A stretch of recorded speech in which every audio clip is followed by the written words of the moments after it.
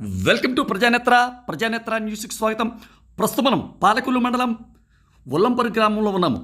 ఇక విషయానికి వస్తే ఇక్కడ గణపతి 52వ నవరాత్రి మహోత్సవములు అంగరంగ వైభవంగా జరిగాయి. గణపతి విగ్రహం నిమజ్జన అనంతరం రాత్రి అఖండ అన్న సమారాధన జరిగింది. కన్నీ విని ఎరుగని రీతిలో సుమారు 1500 నుండి 2000 మంది భక్తులు స్వామివారి అన్న సమారాధనలో పాల్గొని చక్కటి అనుభూతిని పొందారు. దట్ ఈజ్ ఉల్లంపర్రు అని కమిటీ సభ్యులు అంటున్నారు. ఇంత అఖండ భారీ అన్న సమారాధన చుట్టుపక్కల గ్రామాల్లో ఎప్పుడూ జరగలేదు అని భక్తులు అంటున్నారు. ఇంతటి బృహత్ కార్యక్రమాన్ని చేపట్టిన కమిటీ సభ్యులకు ప్రజలు ధన్యవాదాలు తెలిపారు. ఇక భవిష్యత్తు కార్యక్రమంలో ఆ వరసిద్ధి వినాయకుడు దీవెనలు కమిటీ సభ్యులకు ఉండాలని ఆకాంక్షిస్తూ మీ ప్రజానేత్ర న్యూస్ పల్లెం అజయ్ బాబు, బ్యూరో రిపోర్టర్, నర్సాపురం డివిజన్.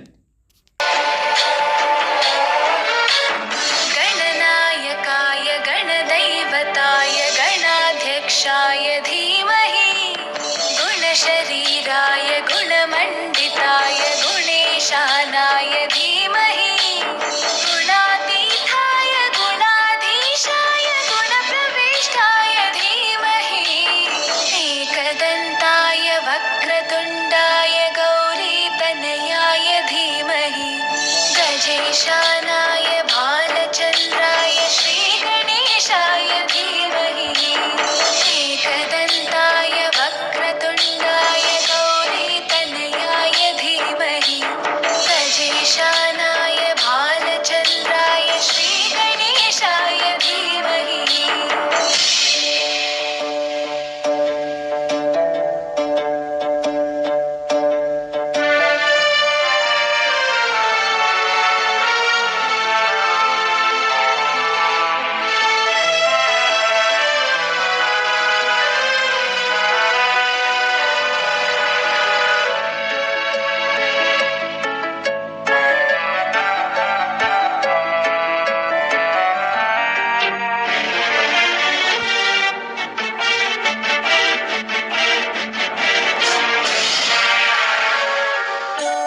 गानचतुराय गानप्राणाय गानान्तरात्मने गानोत्सुकाय गानमत्ताय गानोत्सुकमनसे गुरुपूजिताय गुरुदैवताय गुरुकुलस्थायिने गुरुविक्रमाय गुह्यप्रवराय गुरवे गुणगुरवे गुरुदैत्यकलक्षेत्रे गुरुदैवसुताराध्याय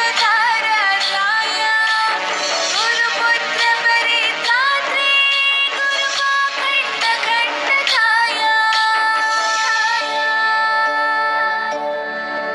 गीतसाराय गीततत्त्वाय गीतगोत्राय धीमहि गूढगुल्फाय गन्धमत्ताय